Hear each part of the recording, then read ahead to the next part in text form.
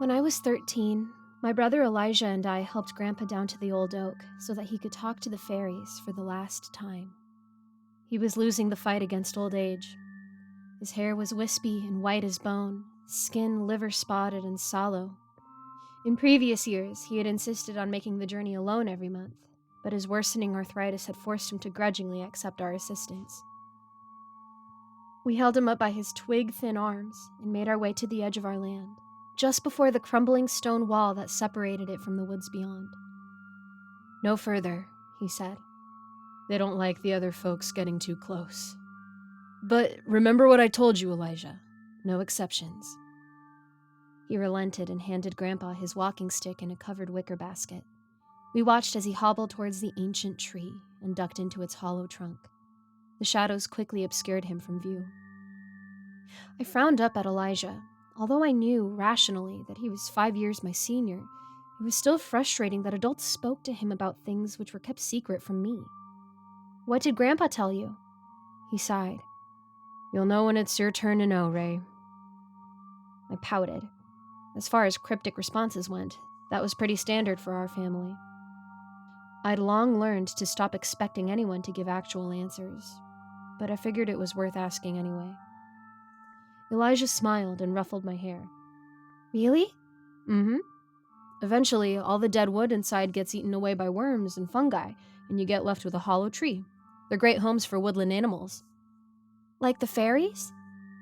"Well, they aren't really animals, but I suppose so." We waited in silence for a while. Grandpa had started speaking, his voice barely audible from within the tree, words indistinct. "Have you ever seen them?" I asked, finally. "Yeah, after Dad's funeral. He left them an offering. I had to deliver it." "What were they like?" He considered for a moment. Like stars, and bugs, and the morning dew, and autumn leaves and spring blossoms." My brow furrowed as my brain tried to piece together the disparate images in a way which made sense. Elijah chuckled. "It only makes sense once you actually see them." When Grandpa emerged from the tree about 15 minutes later, he looked shaken. It looked as if he had aged another decade. If that was somehow possible for the centenarian. Elijah shared a worried look with me, but none of us commented on it. "Take care of this place well," he whispered as we helped him back home. 2 weeks later, he passed away in his sleep. The funeral was small. He had not had many surviving friends or close family. He left most of his things, including the property, to Elijah, who also became my legal guardian. Life continued. I started and finished high school, made new friends, and lost contact with old ones. Throughout it all, Elijah visited the tree every month without fail, much as Grandpa had done. As I grew older, my belief in anything supernatural had begun to wane, and by the time I moved away for college, I had pretty much convinced myself that the whole thing was just some weird family tradition. Shortly after the start of summer break, Elijah asked me to house sit for a couple of weeks while he was away on some important business trip. "Oh, and remember, you'll need to go visit the fairies on the new moon, on the 29th, okay?" I rolled my eyes. "Sure thing." "No, Ray, I'm serious." He held my gaze for a few seconds, and then sighed. "Look, even if you think it's silly, please, just humor me." "All right, I will," I said with great sincerity. "What do I have to do?" "It's June. Bring some gooseberries, strawberries, and currants. Make sure they're organic and fresh. You can get some from the farmer's market on Saturdays. Put a couple handfuls of each into a woven basket. You can find them in the shed, and leave it inside their tree. Then wait until they accept the offering, and leave. Okay?" "Cool." Elijah smiled and squeezed my shoulder. "If you need anything, don't hesitate to contact me. Don't do anything dangerous. See you later." And with that, I was left on my own in the house. My stay was mostly uneventful. The peace and quiet allowed me to blitz through my summer assignments within the first week, and I spent the rest of my time catching up on sleep and reading. The place felt just as warm and homey as it had in my childhood, but was tinged with a nostalgic sadness. I hadn't known my parents very well, but I had been close with my grandparents, and to me, this house was inextricably linked with them. I decided I may as well follow through with Elijah's instructions. While I may not have personally believed it, the strange ritual had clearly been important to Elijah and to Grandpa. So when the 29th came, I went to the edge of the property with my basket of summer berries in hand. They weren't from the farmer's market, but I reckoned they'd be all right. It's not like anything was going to happen anyways. Yet despite my convictions, I could not help but feel some slight apprehension as I stood before that old oak. It had been raining for the last few days, and clusters of toadstools surrounded its gnarled base. They were massive, some caps larger than my hand, and looked like something out of a picture book, bright red with white spots and a slender white stalk. Even though I was no mycologist, I could tell these were probably poisonous, and took care to avoid touching them as I entered the hollow trunk of the ancient tree. 3 things hit me immediately. The first was the darkness. It was like a switch had been thrown. The opening was visible behind me, but the light seemed to hover on the threshold, refusing to enter the space beyond. The second was the silence. All sounds from outside faded to nothing as I entered, leaving me suddenly alone with the blood rushing through my ears and my breathing, which suddenly seemed too loud. The third was the air, which was damp and smelled of life, like a forest after a rainstorm. I took a few tentative steps forward, the space seemed surprisingly large, and placed the basket down. Now what? Elijah had told me to wait for the offering to be accepted, but 1,000 tiny lights appeared in the darkness around me. I was reminded of pictures of remote places at night where, in the absence of light pollution, stars crowded the sky. I let out an audible gasp. In fascination and disbelief, I watched as the lights, the fairies, swarmed around me. Their forms were mercurial, at times like glowing insects. At others, more like orbs of light or like tiny radiant flowers. I looked on for a moment, enraptured as they flew around the inside of the tree, examining me as well as the basket. But something was wrong. The movement of the lights became frantic, agitated, and some began to blink on and off rapidly. Suddenly, the whole display seemed less magical and more threatening. "This will not do." The words sprang into my mind directly and angrily buzzed around inside my skull. I took a few involuntary steps back and clutched my head. What's wrong with it? Was no instruction given to you? It was agreed that the offering was to be without contamination. Contamination? What do you want about? Are you really that fussy about it being organic? Furthermore, your attitude leaves much to be desired. Consider yourself fortunate that we are merciful. We shall take only something physical as our retribution. No, you aren't taking anything. I turned to make my exit, only to find it blocked by a wall of flickering lights. My heart began to pound in my chest. The agreement was clear. Any infraction on the part of either party will result in immediate, swift retribution on the part of the other, with escalating severity for each subsequent infraction. What is that supposed to mean? I don't know about any agreement. Laws apply whether you know them or not. Do not attempt to obstruct our justice, or we will take more than just your fingernail. My fingernail? What the heck? If I hadn't been concerned before, I was in full-on panic mode now. Wasn't fingernail removal a form of torture? I doubt they cared. In hindsight, it was extremely stupid of me to try to run. They had made their warning clear, but I panicked and my animal brain defaulted to a flight response. I didn't get very far. The fairies swarmed me like a cloud of wasps, except with far more coordination and efficiency. There was a sharp pain in my left hand. A large group of the creatures were working in unison and had pulled out my pinky fingernail. I think I must have screamed. but it was drowned out by the horrific ringing that filled my mind. You could have made this so much easier. And then the fairies kept pulling and pulling and pulling as I writhed and tried to crawl away in agony until there was a sickeningly wet pop, accompanied by the sound of tearing flesh. I became aware of blood running down my hand, and then the pressure in my head became too much, and everything went dark. So, that was it. The story of how one tiny mistake cost me a finger. Despite the fact that I felt it getting ripped off, the wound was actually pretty clean and neat and had stopped bleeding by the time I woke up. I guess they didn't want to accidentally take more than they were due. If I look on the bright side, I guess everything could be taken as a learning experience. I have no clue how I'm going to explain this whole thing to Elijah in a way that doesn't end with him beating himself up over the fact that he didn't instruct me properly. I have a feeling that even if he had, my disbelief would have still resulted in me messing something up. I wonder what they took from Grandpa. And I have no doubt that they did, given the way he looked after his final visit with them. I have a horrible feeling that it was something much worse than just a finger. Perhaps I'll never know, but I do still wonder. Has Elijah ever gotten on their bad side? I'll have to ask him.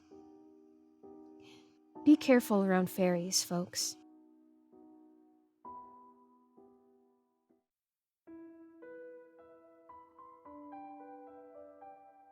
As a 14-year-old girl living in the woods with my parents, I've always felt a bit isolated and disconnected from the rest of the world. But I never could have imagined the horrors that would unfold on the night of the blood moon. It started out like any other evening. My parents and I were sitting around the fire, roasting marshmallows and telling ghost stories. But as the night wore on, I started to feel a strange energy in the air. The air was thick and heavy, and I could feel a sense of unease creeping over me. As the moon rose higher in the sky, my parents began to act strange. They started yelling at me for no reason, their faces contorting into grotesque, unfamiliar shapes. It was like they weren't even themselves anymore. I was terrified, and I knew I had to get out of there. I grabbed my backpack and ran as fast as I could through the woods, not looking back even once. I don't know where I'm going or what I'm going to do when I get there. All I know is that I can't stay with my parents on this night of the blood moon. I have to keep running no matter what. As I ran through the dark, twisted woods, panting and gasping for air, I knew I had to keep moving. I couldn't stay in one place for too long, not with my parents lurking somewhere behind me, their faces twisted into those gross, grotesque, unfamiliar shapes.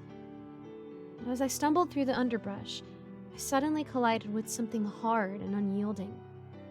I fell to the ground with a cry of pain, my backpack tumbling to the ground beside me. As I looked up, I saw a shadowy figure looming over me. At first, I was terrified, thinking it was one of my parents coming to drag me back to our twisted little campsite. But as the figure leaned closer, I saw that it was a man. A kind, middle-aged man with a gentle face and piercing blue eyes. "Are you okay?" he asked, offering me a hand to help me up. "What are you doing out here all alone in the woods?"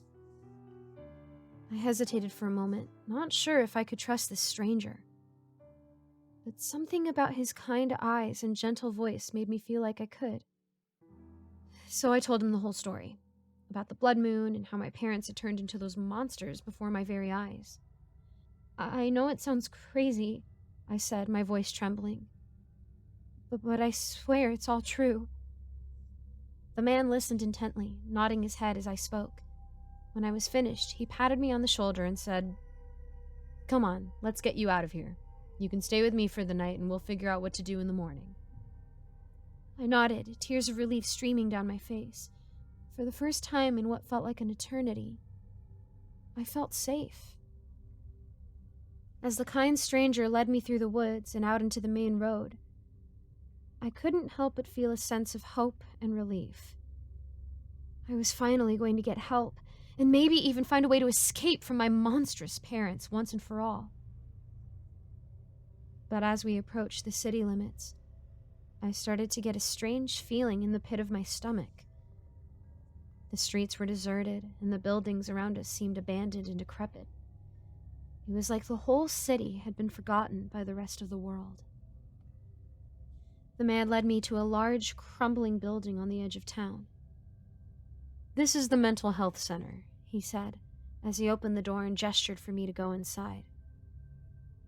I hesitated for a moment, not sure if I wanted to go in. There was something about the place that seemed off, almost as if it was haunted. But the man insisted, and I knew I had nowhere else to go. So I reluctantly stepped inside, my heart racing with fear. The inside of the center was even creepier than the outside. The walls were peeling and the floors were creaky and uneven. It was like no one had been there in years. "Don't worry," the man said, sensing my unease. "The staff here are very experienced. They'll be able to help you with whatever you're going through." I nodded, but I couldn't shake the feeling that something was very wrong. I knew I had to find a way to escape before it was too late. But as the days passed and I was kept locked up in that creepy abandoned building, I started to wonder if I'd ever make it out alive. 2 nights after I arrived at the mental health center, I woke up in the middle of the night with a fierce thirst. I had been having trouble sleeping and my mouth felt like it was full of cotton. So I crept out of my small, dingy room and made my way down the dimly lit hallway to the communal kitchen. I was hoping to find a glass of water or maybe even a bottle of juice if I was lucky. As I approached the kitchen, I noticed that the door was slightly ajar. I pushed it open, and a wave of musty, damp air hit me in the face. The room was dark and shadowy, the only light coming from a small window high up on the wall. I made my way over to the sink and turned on the tap, hoping that the water wouldn't be too rusty. As I waited for it to fill up, I suddenly heard a noise behind me. I spun around, heart racing, but I couldn't see anything in the darkness. I was about to turn back to the sink when I saw a shadowy figure standing in the corner of the room. It was tall and thin, with long, spindly arms and a featureless face. I froze, too terrified to move. I knew I should run, but my feet felt like they were glued to the ground.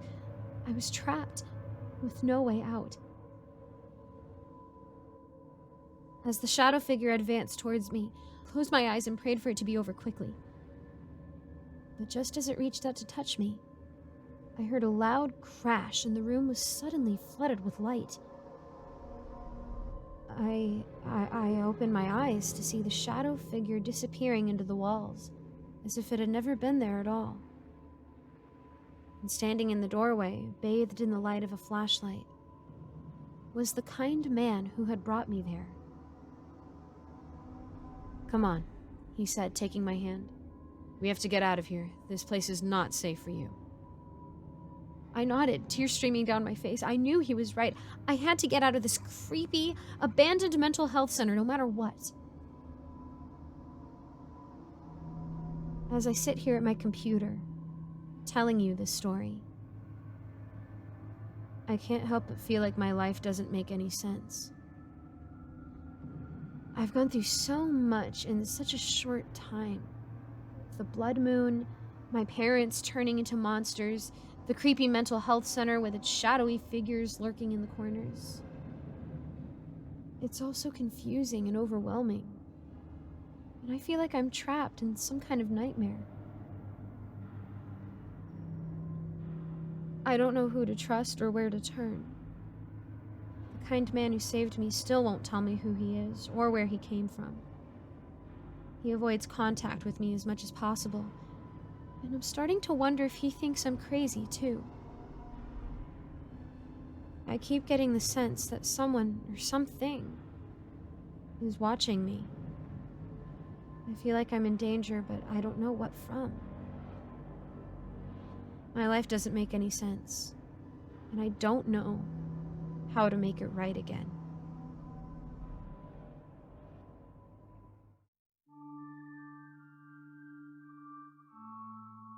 Our dreams are a vague collection of our hopes and desires. That new car you so desperately want? Prepare yourself for some convoluted dream that signifies you wanting, well, really anything in the most intricately layered manner. Nightmares are no different. Arachnophobia, or even just the lack of trust in a potentially disloyal spouse, can spark the most confusing and sweat-drenched experience of our subconscious that we can muster.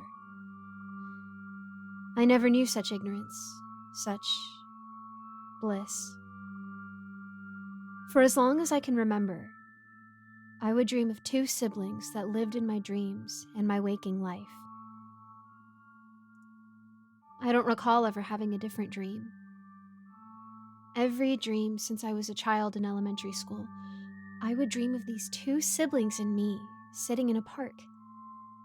The park would always have this dim light that seemed almost artificial, replicating the light you would see in the early evening. There were sparse trees, an open field with a volleyball net, and the standard playground equipment you would find in the park. The siblings were always an odd pair. One was an elderly woman, someone you could see being a close family friend with your mom or something. She always had her hair hanging loosely around her shoulders with clothes you would find in a flea market. The other was a younger man with short red hair that clung tightly to his scalp. He always dressed sharply in some manner that showed a certain arrogance, but his most commonly worn attire was a black suit with a red tie. Between the two, I was closest to the eldest. She always took the time to tell me stories, and they were so vivid and intriguing that I would almost find myself wanting to remain asleep forever just to hear them. During these stories, the younger sibling would always try to poke holes within the stories, as well as mock me for humoring a senile old woman. However, with great patience and grace, the older sibling would always continue for the delight of my young mind. However, as I got older, some changes started to become present. First of all, I realized that their presence in my dreams could influence the real world. Whenever I woke up, items would be randomly rearranged by what I assumed was the mischievous younger sibling, and there were little sticky notes that were signed by the older sibling I had started calling OG. I was careful to hide the notes thanks to the careful instruction of the older sibling, and I took the brunt of most punishments thanks to the mess of the younger sibling. I even started feeling their presence through my day at school and later work, much in a way that you feel the presence of some entity after a long prayer. As time went on, the younger siblings started to show up less and less. The rearrangement of random furniture and items stopped for a long time with the slow decline of the younger sibling's appearances. When he did show up, he was rarely dressed as sharply as he would when I was young. The clothes he was wearing started to get more and more tattered. For the longest time, I paid it no mind, because even as I got older, the older sibling always found a way to keep me engaged in the dream that I consistently had since I could remember. When you talk to the same people consistently throughout your life, it's impossible not to get that close. However, I grew more concerned when the older sibling's demeanor started to change as well. She seemed anxious, and she reminded me of my mother, who was always kind of a neurotic mess. This feeling of anxiety and dread would only be exacerbated by the infrequent presence of the younger sibling, who was growing more disheveled with each dream at this point. I even started waking up with random scratch and bite marks throughout my body. I assumed it was the younger sibling simply because it was always apparent he wasn't a fan, but his issues only ever extended to snide remarks and harmless pranks. This last dream, the dream that inspired me to write this, showed a much darker side to the change in mood that had been felt in my dreams. This last time when I had fallen asleep, instead of appearing in the same park that I had for so long, I appeared before an old train tunnel. It was dark in the tunnel, as well as all around me. There was the chirp of crickets and other nocturnal noises, but this darkness wasn't natural darkness. It felt almost like it moved with me in every direction I looked.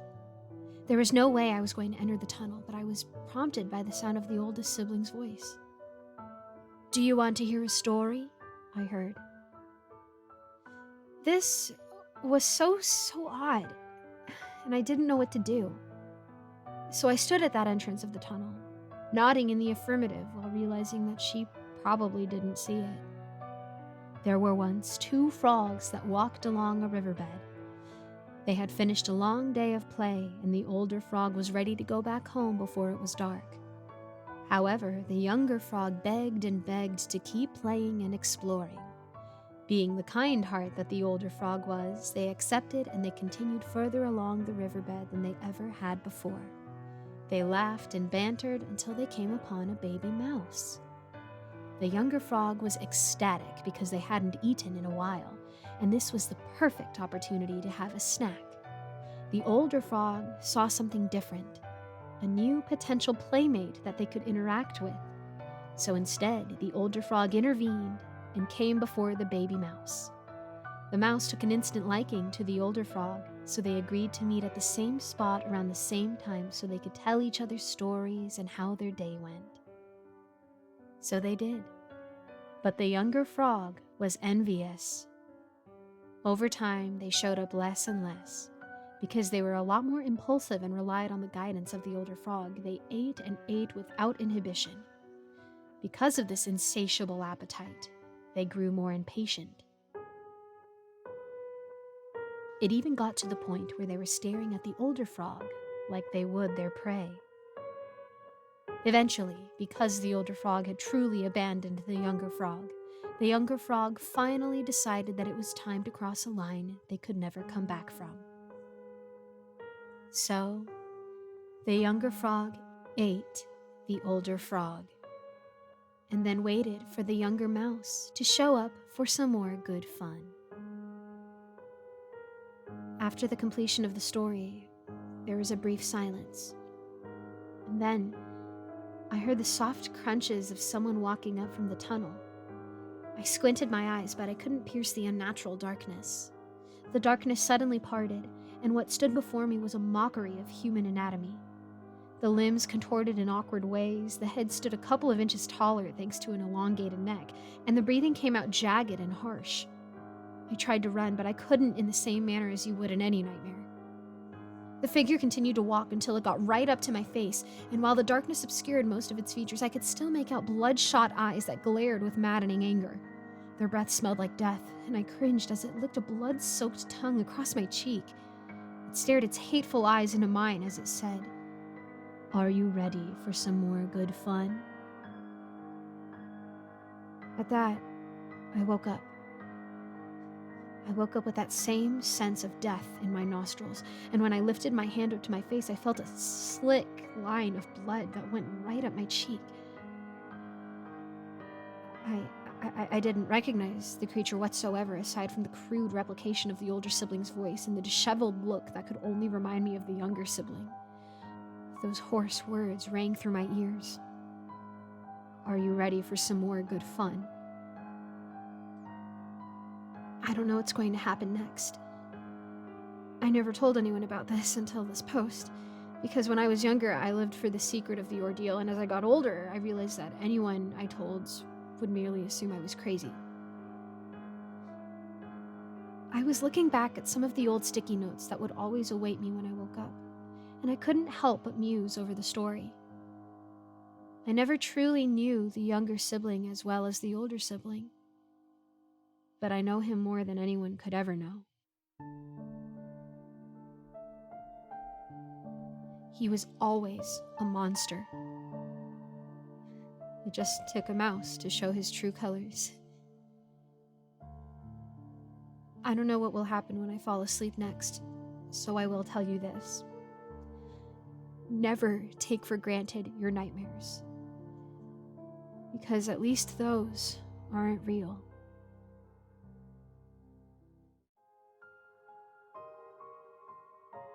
I am so sorry if any of this is incoherent. I haven't slept in days, for reasons you'll find out. I just need help before I go insane or something worse happens. Look, we all dream, right? Everyone has them, even if you don't remember them. You dream every night, you just don't remember it. At least, that's what Google told me. But I've never had a good memory of my own. Vague thoughts or feelings, but nothing concrete. They'd slip through the gaps in my fingers when I woke up, no matter how hard I tried to grasp them. But the dreams I'd always remembered were my false awakenings. You know what those are, right? You think you're awake, you get out of bed to start your day, and bam, you're back in your bed. But it would always be like once or twice, right? Not for me. I'd lost count of how many times I'd wake up, get out of bed, and then wake up again. Over and over, growing more and more frantic as I began to lose track of what was real and what wasn't. Reading text didn't help, looking at clocks didn't help, pinching myself didn't help. I'd end up screaming and shouting like a child, crying for my mom. It was embarrassing. Worst incident was when I had the bright idea to fling myself out of bed. I had one of those high-up beds at the time. Needless to say, my parents weren't happy when they had to drag my sobbing butt to the hospital because I broke my arm. I had to get rid of that bed after that, and move out as soon as I could. But that's like, whatever. That's not my problem anymore. I wish it was, but it's not. My current problems started when I went to the local shopping mall because, surprise, surprise, I wanted to go shopping. Didn't know what I wanted, I just wanted to go. Gosh, do I regret it. As I made my way through the awkwardly empty halls lined with shops that still stubbornly remained, I saw it. This new shack, I guess, tucked away in the corner of a dead end. Well, not a shack. It was made of dark purple cloth, glossy like velvet. A weird tent and a sign, hand-painted on what looked like a piece of driftwood. Oeneurology, the study of dreams, I found out later. I was bored out of my mind at this point, so I decided, screw it, let's check the weird tent out. Big mistake, obviously. It was dark inside, illuminated by cheap fairy lights strung up along the walls and roof. But what captivated me was the weird displays. Wooden stands holding glass vials. I could barely see an unidentified liquid inside them. I took one in a nervous hand and saw it was some matte, colorful liquid, like someone had swirled different paints together. It certainly swirled like paint, too. Yet the colors never mixed together. The reds and blues and yellows all remained distinct. But I had to stop ogling the colors when a sudden hand shot out from the dim, grasping my wrist and wrenching it up, and I looked up and I was staring face to face with a man. Do not touch unless you are going to buy. At least, I thought he was a man at the time. I don't know what I think he is anymore. But anyway, I started writhing and babbling like a child, spluttering out as many excuses as I could, when he just laughed and let me go. What are you selling? I squeaked out, finally getting a good look at him. Awkwardly tall, stooped against the sloping roof of the tent, clad in all black. But his face, incredibly wide with a grin to match, and thick eyebrows. He looked familiar, but I couldn't place it. And his grin somehow widened even further, eyes glinting with something. Dreams, he whispered, clasping his hands together. If you are interested. What? Dreams? I laughed then, incredulously. Yes, dreams. Good ones, bad ones. Those who do not want their current dreams can simply just trade. I do not wish to make assumptions, but you seem to be interested. He leered down at me. I had to admit, I was. I hated my dreams, hated the drama and panic they caused me, the disapproving looks from my parents who found it all too pathetic that I could react so violently over dreams. What if I was? I admitted. I never should have said anything. The man laughed and revealed another vial from behind his back. Sleep with this under your pillow. When you awaken, bring it back to me. Of course, you can say no if you so wish. I will not force you. I should have listened to that warning. I should have said no, but I didn't. I swallowed the lump in my throat and nodded, taking the vial from the guy. I really shouldn't have.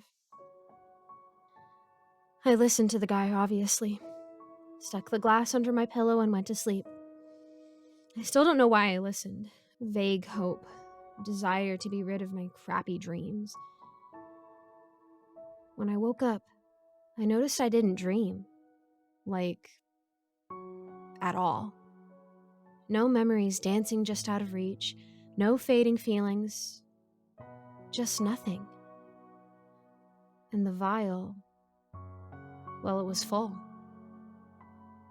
I couldn't help but exclaim in surprise at the paint-like liquid swirling around inside it. Unlike the vial I picked up in the shop, the colors in this one were gross. Dull greens and purples, sludgy browns. I couldn't help but grimace. But the shop guy did say I should bring it back to him, so I did. He raised an eyebrow at it, but he didn't say anything. I am glad you cooperated. You are allowed to choose any dream you wish. Just bring it home with you and drink it. Should you wish to change it, just sleep with the vial beneath your pillow and bring it back to me. His voice sounded almost automated, rattling off words from a script I couldn't see. Got it, I mumbled and passed the vial to him. His hands were unnaturally cold and clammy, and I flinched, but he said nothing. He just watched with a thin smile as I gazed at the sea of glass.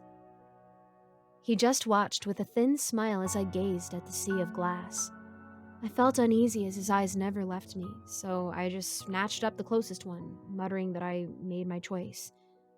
I looked at the colors, all blues and purples, cool yet vibrant. He grinned, and I got out of there as soon as I could. I tossed the vial between my hands when I got back to my apartment, regarding the sludge inside with apprehension.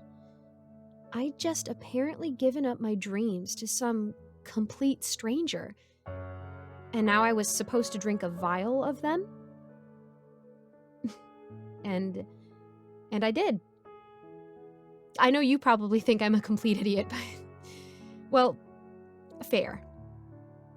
At the time, I was just so tired, figuratively and literally. Each night, going to sleep was a gamble of nothing or trauma, and I couldn't take it. I was desperate, and so I just drank the vial. As the contents went down my throat, I had a brief thought that the man showed up for me. But I dismissed the thought. The liquid tasted of nothing. I was honestly expecting it to taste like paint, but nope, nothing. I guess that was the one good thing that came from this. I didn't really know what to do after that point, so after doing nothing all day, I just went to bed, anxiously awaiting what I'd find in my dreams. It was utterly nonsensical. It was like it came right out of a TV show. Some quest for a MacGuffin I couldn't remember, with people I couldn't remember. The events were strange and nonsensical, fighting sentient gummy animals in a jungle, suddenly transitioning to a McDonald's playplace, and ending up in a house I didn't recognize, being cooed over by grandparents that weren't mine. When I woke up, I felt like I was experiencing the 5 stages of grief. But I remembered a dream, and it was a good dream. Absolutely nonsensical, but it was good. The guy hadn't been lying to me. And then things went sour. I got bored of the nonsensical dreams after a week. I was never a patient person, but I guess that cemented it. They were fun, but they were distracting. They occupied my mind when I should have been doing college work, distancing me from my friends whenever they'd ask me what was on my mind. So I went back to the shop. The man running it just smiled, almost like he'd been expecting me. You are not satisfied with your dreams, are you? He asked. Worry not. You may exchange your dreams as many times as you see fit. Worry not. You may exchange your dreams as many times as you see fit. And that was it for me. It was like a drug, I'll tell you. Being able to swap the kinds of dreams I'd have on a dime. I'd chug a vial, experience someone else's dreams for a few days, and then switch. They were all different. Some were strange and nonsensical, constantly shifting people and characters and locations. Some were more straightforward and almost boring. I always felt a twinge of annoyance when they were boring. I started getting dreams that were more like memories, too. People I didn't know living lives I would never know. Their ups and downs, their losses and achievements. In one dream, I was cupping the face of the most beautiful person I'd ever seen, only for it to shift suddenly, and I was left staring at a flaming wreck of a vehicle, the roar of the rain and wail of sirens in my ears. In another, I was far smaller than I am today, shrieking with delight as a puppy licked at my face. I relished it. I feel disgusted that I did. As I did, I also learned more about the man, or rather, observed things that, looking back, were concerning, but I was too caught up on the dream high to care about. His skin looked fake, more like plastic than skin. No grooves or cracks or pores. His mouth would occasionally hold too many teeth, clustered together between his ever-present smile. Sometimes his fingers seemed too long, or not long enough. I couldn't, and still can't, remember his eye color. Or any colors about him, really. Just dirty and washed out like paint water. I returned to the shop after I'd gotten sick of my most recent vial. Fairly mundane dreams about the dreamer's failing marriage that I didn't exactly care about, when I realized the shopkeeper wasn't smiling for once. He always smiled, no matter the circumstances. So fear wormed its way into my stomach. Worry not. The smile returned. I just have to inform you that the shop will be taking its leave soon. We will be moving on to ventures elsewhere, so you must choose your dreams wisely. We may not be here when you want to return. I felt crushed, sucking in a breath, opening my mouth to protest, to demand and beg that I needed this. But I couldn't. I just couldn't. I just muttered an okay and sighed, getting down to choosing what could have been my last vial. By this point, I'd gotten good at choosing dreams. The more colorful the liquid, the more exciting the dreams. I poured over the vials, skipping over the ones that looked like they contained nothing but sludge. And then I saw it. That one vial that ruined my life. It was beautiful. It was like it contained glitter glue, swirls of metallic sheens of all the colors of the rainbow. Why would anyone give up a dream like this? I couldn't help but verbalize my musings. Everyone has their reasons. It is best not to pry. But I must say, you have made an interesting choice. The man replied suddenly behind me. I barely jumped at his sudden appearance now. But I couldn't help but feel uneasy about what he said. Interesting. My first dream was simple, at least in the beginning. I ate this weird popcorn that came out of a glow stick. It tasted absolutely disgusting, but I still ate it. And then when I woke up, I could taste the acid, buttery aftertaste on my tongue. I freaked out, upsetting my gag reflex a few times. Even after brushing my teeth, the taste was still there, lingering. I tried to rationalize how the taste could have lingered. But deep down, I knew. I knew it was the dream's fault. I tried one more sleep. In the dream, I was hit in the face by a baseball, but shrugged it off like it was nothing. So imagine my terror when I woke up with a wicked black eye, face throbbing in agony. I rushed down to the shopping mall as quickly as I could to find the tent. Find that man, get rid of these dreams. I collapsed to my knees when I saw that the tent was gone. Not a single remnant of the thing, except the faint memory of the man's grinning face. Grinning with too many teeth. My life has been hell since then. Each time I fall asleep, the dreams get worse. Much, much worse. I woke up shrieking, coughing, and spluttering as I dreamt of being chased by sentient molten gold, the dream ending as it forced its way down my throat, burning away my vocal cords before I could even scream. I can barely speak now. I fell out of a window, cracking my head on the ground. When I woke up, I was stuck in my bed for the entire day, my head pounding and vision blurring and spinning. But the worst one, the most recent one, I accidentally cut the tip of my finger off. Golden blood filled with golden flakes poured out of the wound, dripping and splashing onto the floor.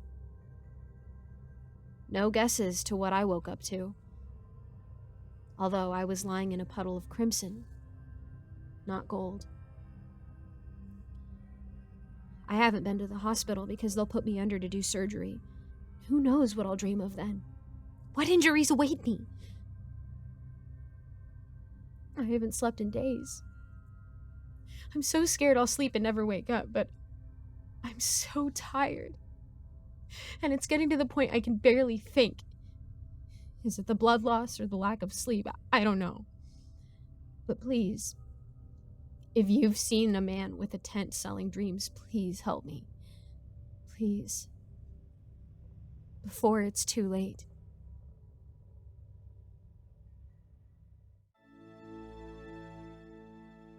I love lo-fi, especially aesthetic lo-fi. You know, those intricately named aesthetic playlists all over YouTube meant to make you feel like you're in a jazz cafe, a fairy library, a deep-sea fantasy cave. I always felt like those playlists really transported me to those places, you know? Like I could go to sleep and just be there. It became my routine to play lo-fi just before bed. I'd be journaling about my day, washing my face, even doing some chores, all while listening to my favorite playlists. I don't exaggerate when I say lo-fi is a lifesaver. It always gave me a sense of inspiration, serenity, motivation. With lo-fi, I could feel like a princess being admired from afar, even though I was just a sweaty retail worker for most of the day. I loved feeling special, like I was a royal in some other world. One night, I kind of got my wish. I had listened to that exact type of lo-fi playlist, a princess in another world sort of one, and when I lay down to sleep, I dreamt that I was in a gorgeous golden dress with an incredible crown made of opals. I was elegantly walking through gardens, snacking on the finest ambrosia. When I woke up, I was almost distressed. It had seemed so real. I desperately clung back to my bed, hoping to fall asleep and resume the pleasant dream. But unfortunately, I had work in 30 minutes, so I ditched the dreamy royal life and took on my actual role as a servant. After a particularly trying day, I once again put on the same princess lo-fi playlist as I fell asleep. My dream that night was even more vivid, one where I was now taking tea in a sunny atrium filled with other well-dressed people that occasionally came up to me saying, "Welcome back," or "We've missed you." As I woke up, I felt the gravity weighing on me. It really did feel like whenever I woke up, I was really back asleep. And whenever I dreamt, I was where I was supposed to be. Some secret princess from a realm far away. I know it sounds stupid. I really did think it was odd that these dreams had become so vivid. I decided to experiment that night and play a different lo-fi playlist. This one of a fancy dinner party and masquerade. The music was waltzy and classical, and as I dreamt, it felt like I was the belle of the ball and many men took turns dancing with me, each more handsome than the last. How I wanted that to be so real. At some point in the dream, I sat down to drink some water and eat some dinner when a masked stranger from a nearby table called out to me. His voice was distant, even though he was so close, but I believed he asked, "Are you having a lovely time?" I told him yes, of course, as I caught my breath. But then he told me, "No, not at the masquerade, but in your room." I woke up then and there, and I felt sad. Aside from that, I was shaken, but also so entranced. There really was something to all this, and I needed to find out what. It seemed like the dreams stopped whenever the playlist ended. I began getting longer and longer ones. I couldn't just listen to lo-fi before bed anymore. Now I had to play it first thing in the morning as well while I had my coffee. And also when I ate lunch and dinner. Had to have some background lo-fi on while I showered. It got so bad that I almost missed work a few times. But after a while, I decided I hated being treated like some ugly peasant. And I wanted to always feel like the beautiful girl those lo-fi dreams made me embody. I wanted to spend all the time I could asleep. For all I knew, the dreams were what was real. And waking up was the dream. An awful one, with no music or petticoats. After I had breakfast in the morning, I'd fall back asleep to the lo-fi I played. This way, I got to see so many other worlds. Through the lo-fi dreams, I was taken to the beautiful underwater forests, or a kingdom in the clouds, or even libraries made out of crystals. And every time, people in my dreams would always say, "Welcome back." Including that handsome stranger from the masquerade. He was becoming a more frequent visitation now, and ever since he'd removed his mask, I'd always been quite taken with him. Always well-dressed, suave, and apparently interested in me. His voice began to become more and more clear with each appearance he made. He was tall, with a Victorian man's outfit and all the flamboyance that came with it. I began to fall in love with him. I wanted to stay with him. What can I do to be with you forever?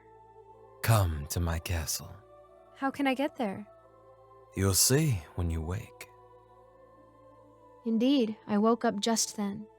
And on my computer, I saw a lo-fi playlist featuring a wonderful dark academia castle. Thinking of my dream knight in shining armor, I eagerly clicked it, drank some tea, and willed myself to fall back asleep. Soon enough, I was there with him in this amazing castle.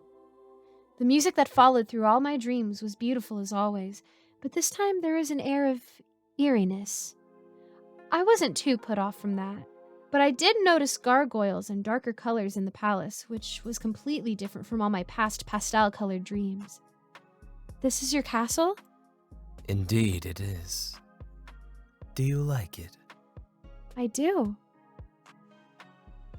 I felt somehow like I couldn't walk on my own, but my arm was now in his as we strolled down the corridors, talking and talking and... What were we talking about? Strange, I could hear that we were having a conversation, but couldn't hear the conversation itself. It sounded like he was having a pleasant enough time showing me the palace and adding the occasional compliment to me.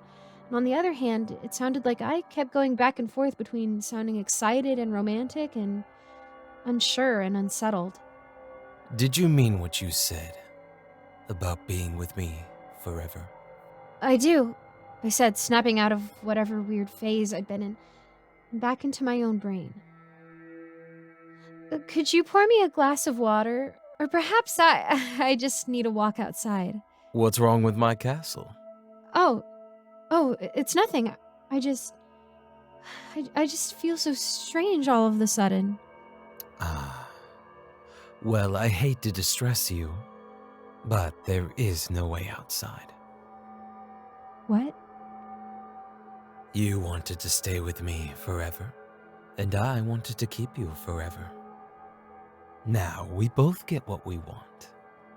I wasn't quite sure what to make of it, but I unlocked my arm from his and went to the window. The music played on, but as I looked outside, I could see nothing. It dawned on me that the playlist I'd selected must not have fit with the outdoors. I couldn't even see sky or trees or any light at all. Come to think of it, the lighting inside was dim, and as the shadows danced across my host's face, they almost painted him as if he were hungry. I think I should leave. Oh, what happened to wanting to stay with me forever? I'll come back, I lied.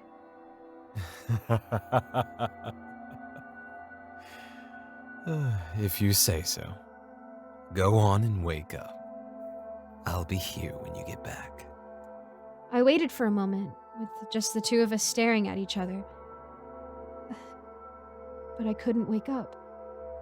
Oh, what's the matter? Can't wake up? Oh well, I'm glad you've decided to stay after all.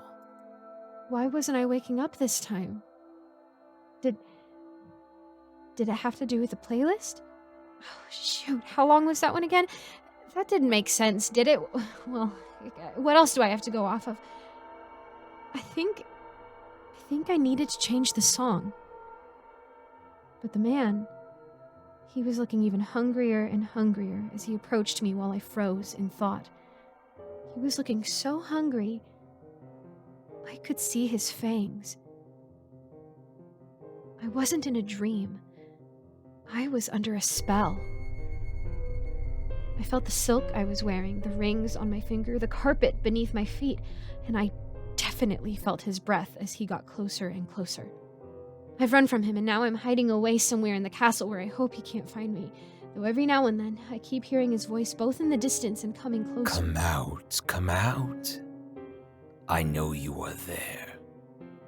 I'll find you eventually. I don't know what to do. I know you are there. I don't know how to wake myself up from this spell. I'll find you. I don't think I'll survive the night. Eventually. Please, someone, please turn off the lo-fi playlist.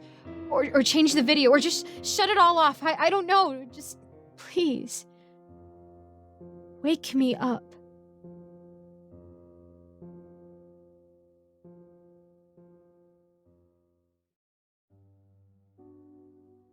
Music has and always will be my life. From a young age, I was fascinated by everything to do with it. The sounds and rhythm enthralled me in ways I cannot even begin to explain.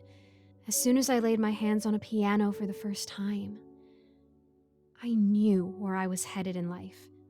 With relative ease, I quickly moved my way through the upper grades, and I was able to surpass my teacher's ability at 16 years old. A prodigy, they called me. They said I had a level of skill unmatched by most. But to me, it was just unmatched love. I loved something so much. I just couldn't get enough of it. Once I finished with the piano, I moved on to the guitar, and then eventually the violin. Scholarships were extended to me, which I graciously accepted.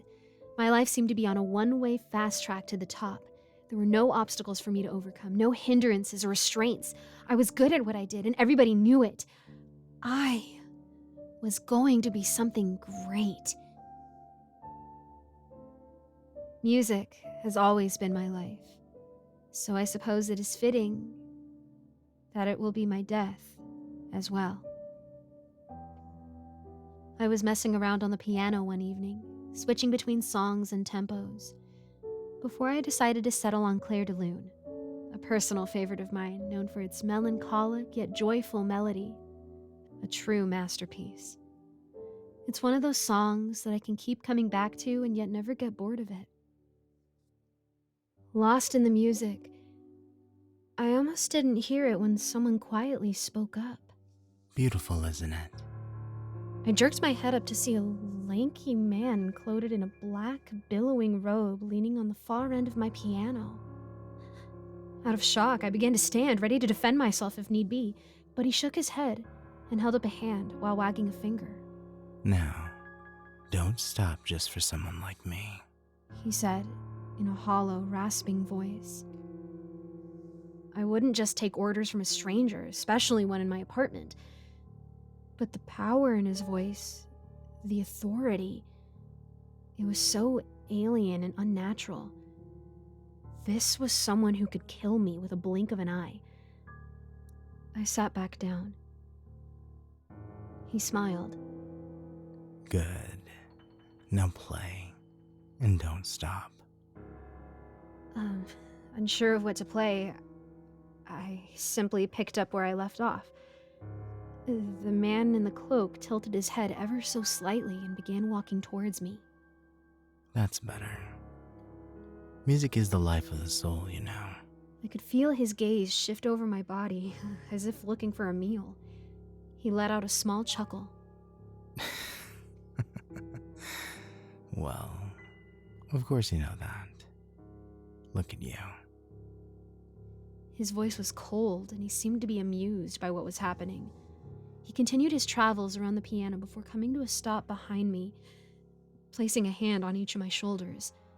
Now that he was closer, I realized he had an awful smell coming from him, similar to a rotting carcass.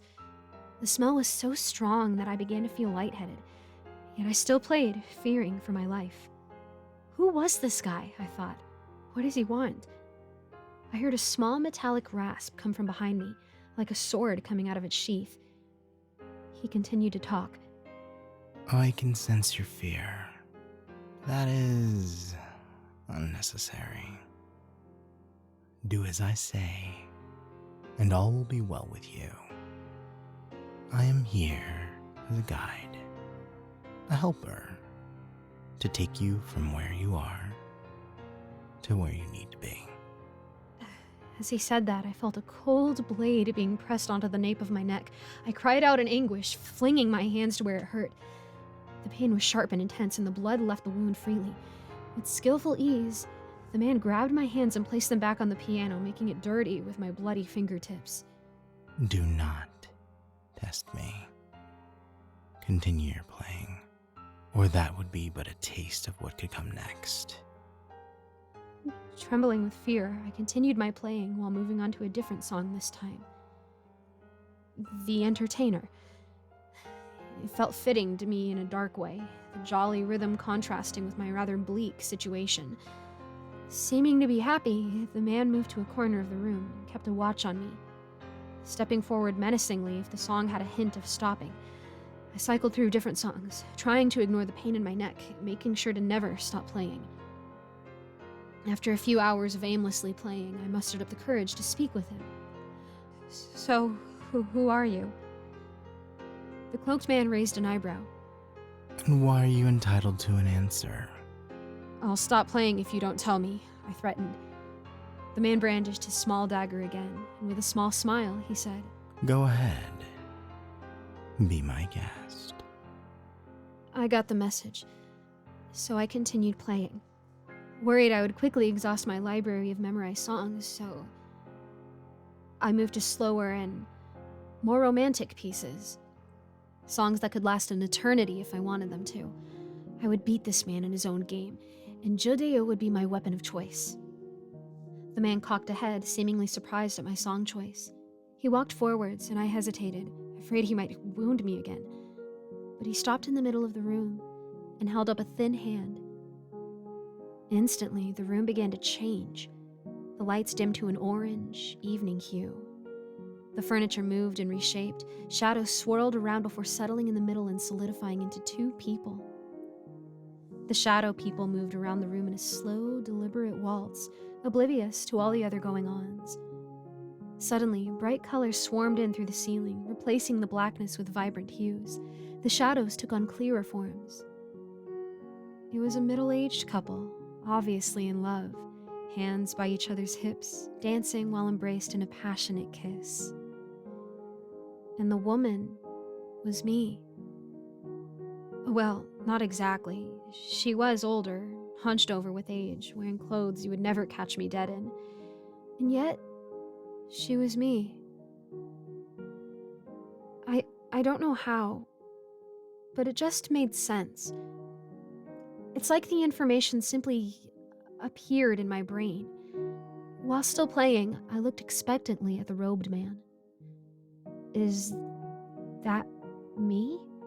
I questioned. It was you in one circumstance. What? Your path merged with this woman and remade itself. You became another. Your time was longer. Did you kill her? Me?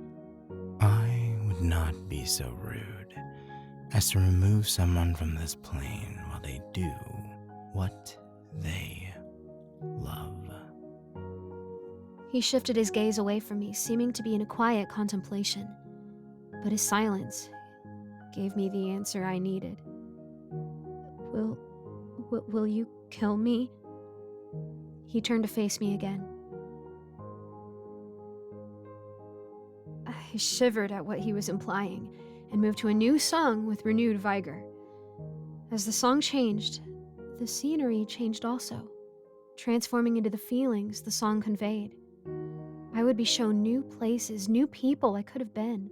A doctor, a semi-professional singer, a member of parliament, a mother, and even a father. And they were all me. Or another path, as the man called it. Occasionally, he would walk up to me with a somber look on his face and draw out his dagger again. I would tense up with fear over what I knew would come next. The pain was searing and continuous, but would not deter me from my task, which was to continue playing. My body was dotted with scars of various lengths. The primal need to stop what I was doing and tend to my scars was strong, but my will to live was stronger. But the longer I go on, the longer that aforementioned will diminishes. I fear that I am playing myself to death. Fingers were not meant to be used like this, especially in the condition I am in. My skin was falling off, infection seemed to be creeping in. The piano was a bloody mess, and yet I still played. The constant threat of yet another cut scared me into compliance. But even then, one still has limits. It feels as I have been playing for weeks now, entire days of nothing but playing music. There is only so much longer I can go on for. The movement has made my hands bruised and weathered, the constant playing giving the scars no time to heal. Some of the skin of my fingers have been shaved off to the bone. I feel as if every note I play is another step further into my grave. The pain is immense and ceaseless. The longer I play, the worse it gets. Every atom of my body screams at me to stop, hoping for some respite, a chance to go move on. But I know this is my end. I've begun to play with my feet now, which are bruised and calloused beyond repair, so that I may dictate my final moments to others. I am playing nothing at all, and yet still playing, which seems to be acceptable within the rules. Although, the man doesn't seem to be too happy with that. The room is now darker, shadows surrounding every corner, disjointed whisperings echoing from every angle. He is showing me one of my path's lowest moments. Moments I didn't live through, and yet that I can somehow remember. I can see myself crying in the night after losing a child, lying on a basement floor with no way to call for help after overdosing on drugs, driving home drunk from the bar and never reaching my destination. He showed me the worst of me, what I could do, given the opportunity. And that knowledge scares me. I can tell my time in this world is almost past. My body has reached a breaking point. I cannot go further. So with a heavy heart I relay this, fearful of what is to come when I eventually choose to stop. But I am hungry for a break. I can see now that a life like this is no life at all. Death welcomes me with open arms, and I'm ready to embrace it. I'm hurt. I'm broken. I'm afraid. After I write this, I will begin to play Clair de Lune once more, no matter the pain I may go through. I know that I can endure one final song. I then will stop and see what may come next. Truly, I died inside days ago. Think of this as my final symphony, my swan song.